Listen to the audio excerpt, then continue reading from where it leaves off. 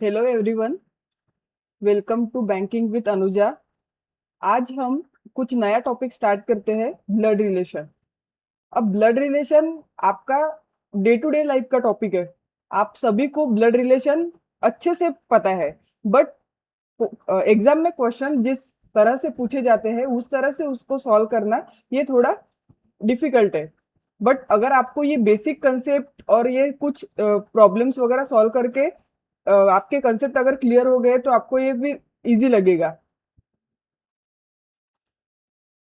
ठीक है, तो अभी इसके बेसिक कंसेप्ट देखते हैं ब्लड रिलेशन के।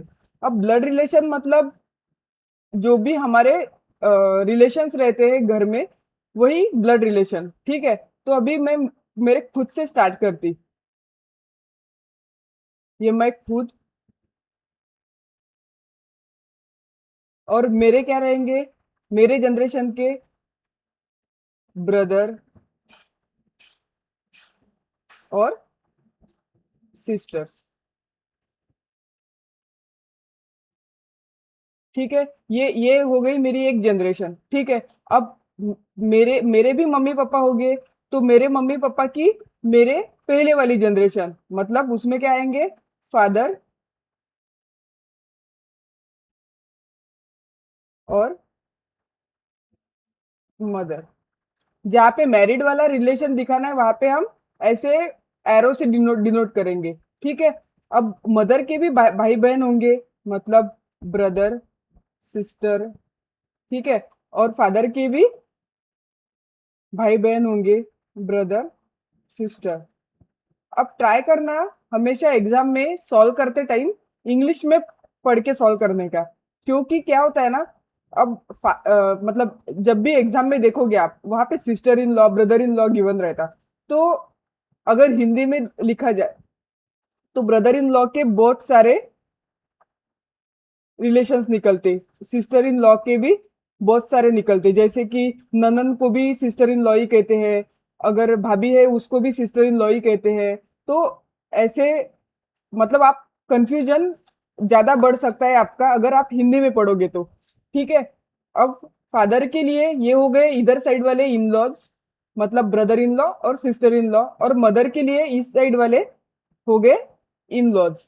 ठीक है, तो अभी इनके भी फादर होंगे जो कि हमारे ग्रैंड फादर होंगे, और ग्रैंड फादर के साथ ग्रैंड मदर भी आएगी। ठीक है, तो बेसिकली इतनी ही डायग्राम रहती है, मतलब थर्ड थर्ड जनरेशन तक के अपने को पूछा जाता है। तो अब और एक बात याद रखनी है, जब भी मेल डिनोट करना रहा तब माइनस सॉरी प्लस से डिनोट करना, और जब भी फीमेल डिनोट करना रहा तब माइनस से करना। जैसे कि अभी यहाँ पे ग्रैंडफादर है तो इनके सर के ऊपर मैं प्लस लिखूंगी, यहाँ पे माइनस लिखूंगी। सिमिलर वे में यहाँ पे भी प्लस, यहाँ पे माइनस, प्लस माइनस, यहाँ पे भी प्लस माइनस। ठीक है, यहाँ पे माइनस, यहाँ पे। अब मेरा मेरा जेंडर फीमेल है तो मैं यहाँ पे माइनस, और यहाँ पे प्लस। तो ये हो गए कुछ बेसिक कंसेप्ट। अब आपको क्वेश्चन सॉल्व करके थोड़ी क्लैरिटी मिल जाएगी। अब इसका क्वेश्चन देखते हैं। अब यहाँ पे 9 पर्सन है बोलते फैमिली में। ठीक है, और 9 person same family with 3 generation. अब यहाँ पे कौन कितनी जनरेशन हो गए, ये एक जनरेशन, ये एक सेकंड, एक थर्ड, मतलब 3 जनरेशन वाली डायग्राम तो हमने देखी है। इससे इससे ज्यादा बड़ी जनरेशन वाले नहीं पूछते। नॉट मोर देन 2 कपल, मतलब 2 कपल हो सकते हैं, 2 से लेस हो सकते हैं, बट 2 से ज्यादा नहीं हो सकते। ठीक है, the number of male is more than the female. ठीक है, मैं यहाँ पे लिख लेती कि मेल जो है वो फीमेल से ज्यादा है। ठीक है, उसके बाद में क्या बोला है, T is the only unmarried daughter of B. अब बी की डॉटर है बोलते टी, बी की डॉटर टी, डॉटर है इसलिए मैं माइनस साइन दूंगी, और वो अनमेरिड है। आगे क्या बोला है, T is the only unmarried daughter of B who is the sister of D. अब B who is the sister of D, B who is the sister of D. अब यहाँ पे देखो ये बी की डॉटर है तो इसके साथ में इसका हस्बैंड तो आएगा ना, तो इसलिए मैंने इस साइड में नहीं लिखा डी को, इस साइड लिखा।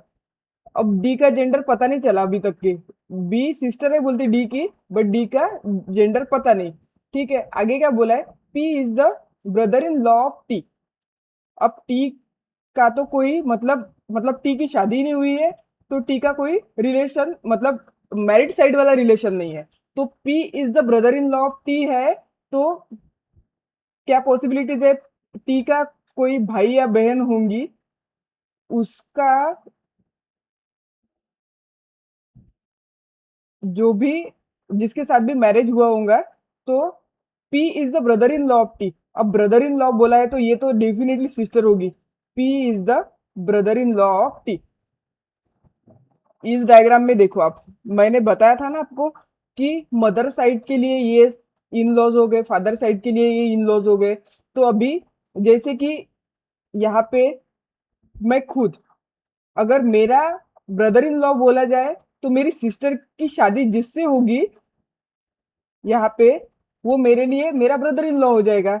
तो सिमिलर वे में इस डायग्राम में भी टी के लिए पी ब्रदर इन लॉ हो गया, and father of H. P is the brother in law of T and father of H. ठीक है, तो पी जो है वो फादर ऑफ एच है बोलते, मतलब एच चाइल्ड है पी का। ठीक है, आगे क्या बोला है, C is the brother of M. C is the brother of M and son of B. ठीक है, यहाँ पे कुछ मतलब एम के बारे में नहीं दिया। C is the brother of M and son of B. B कहाँ पे है, यहाँ पे बी है, तो बी की ये डॉटर रही, ये और डॉटर, और ये यहाँ पे C. C is the son of B. C is the brother of M. तो एम का ब्रदर है, तो अभी एम का जेंडर तो आइडेंटिफाई नहीं हुआ, क्योंकि एम को मैं यहाँ पे भी बिठा सकती और यहाँ पे भी, मतलब ब्रदर भी हो सकता है। ठीक है, फिलहाल के लिए रहने देते। क्या बोला है, C is the brother of M and son of B. B who is married to F. B जो है जिसकी शादी एफ के साथ में हुई है, एफ के साथ में शादी हुई है, तो बी ऑलरेडी आपको पता है फीमेल मेंबर है, तो एफ क्या हो जाएगा, मेल मेंबर। आगे क्या बोला है, N is the son of M. N is the son of M who doesn't have more than two sibling. अब आपको ये तो पता चल गया है, सी और एम भाई बहन है, मतलब अ, उनका ब्रदर सिस्टर का या सिस्टर सिस्टर का रिलेशन हो सकता है, बट एम का जेंडर नहीं पता चला। बट आगे क्या बोला है, who doesn't have more than to siblings. ठीक है, तो यहाँ पे ऑलरेडी टू सिबलिंग्स तो बन रहे, मतलब एम अगर यहाँ पे बिठाया मैंने अलग से ब्रदर है करके, तो मोर देन टू सिबलिंग्स हो जाएंगे, तो एम को यहाँ पे बिठाना पड़ेगा। ठीक है, और यहाँ पे क्या बोला, N is the son of M, तो एन जो है वो सन हो जाएगा। मतलब एच का फिलहाल तो नहीं पता क्या जेंडर है, तो आगे पढ़ते हैं। N doesn't have any brother. अब N doesn't have any brother, तो एन एच क्या हो गया, उसकी सिस्टर हो गई। ठीक है, अब यहाँ पे अब यहाँ पे मेल फीमेल से ज्यादा है बोलते, तो काउंट करेंगे मेल कितने हैं, 1 2 3 4, और 9 मेंबर में 4 मेल हो चुके हैं, और 4 मेरे पास फीमेल है। तो मुझे एक मेल ज्यादा चाहिए, तो मैं एक इधर ही ऐड करूंगी मेल के तरफ, तो मतलब डी का जेंडर अब तक के पता नहीं था, जो मैं अभी मेल कंसिडर करूंगी क्योंकि मेरे पास मेल ज्यादा है बोलते। ठीक है, इन दिस वे ये अरेंजमेंट हो गई। ठीक है, अब इस पर से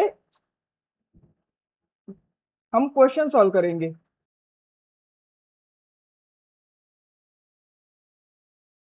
अब क्वेश्चंस देखते हैं, how D is related to C. How D is related to C. अब देखो, सी के पेरेंट्स से बी और एफ, और बी के मतलब सी के पेरेंट जो बी है, मदर मदर का भाई है, तो मतलब क्या हो जाएगा, अपने मम्मी का ब्रदर क्या होता है, अंकल, जिसको हम हिंदी में मामा बोल सकते हैं। तो यहाँ पे क्या हो जाएगा, अंकल। इंग्लिश में सिंपल रहता है, क्योंकि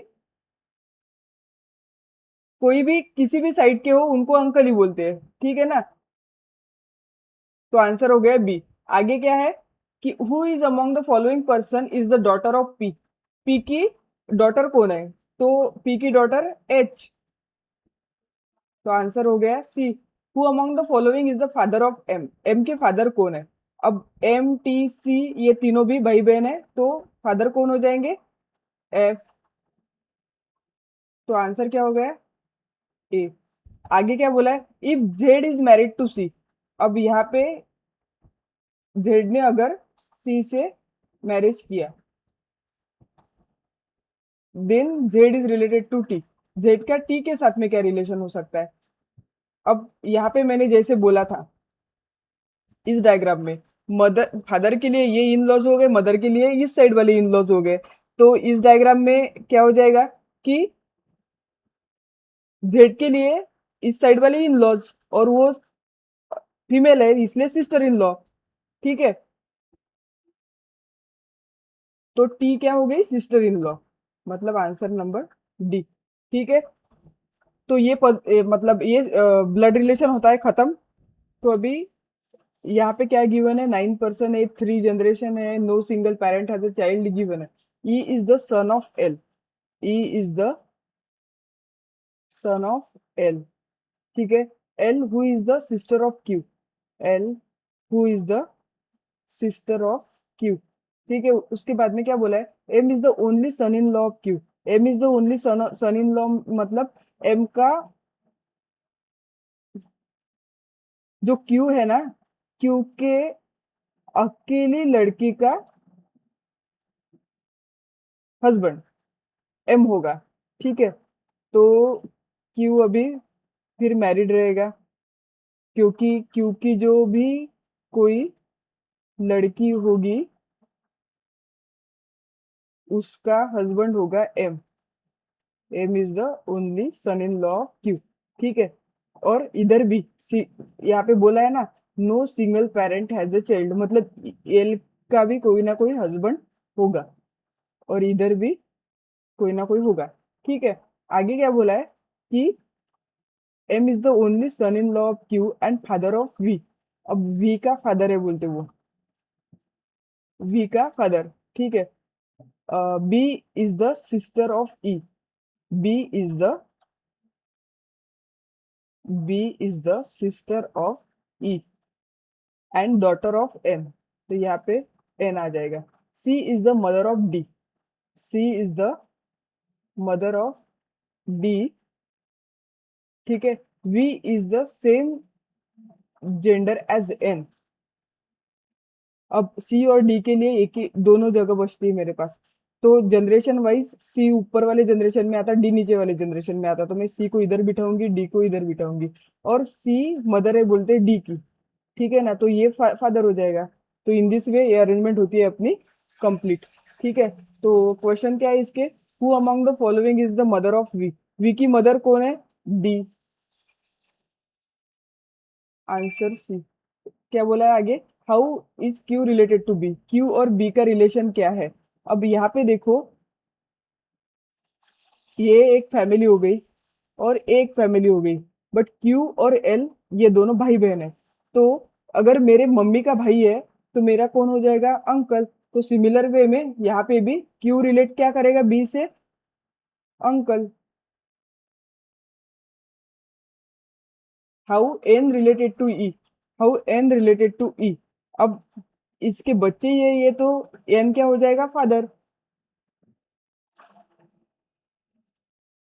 ठीक है, तो ये हो गए इसके आंसर। अगर आपको कुछ प्रॉब्लम्स है, डाउट है, तो फिर आप कमेंट बॉक्स में लिख सकते हैं। Please do like share and subscribe my channel. Thank you.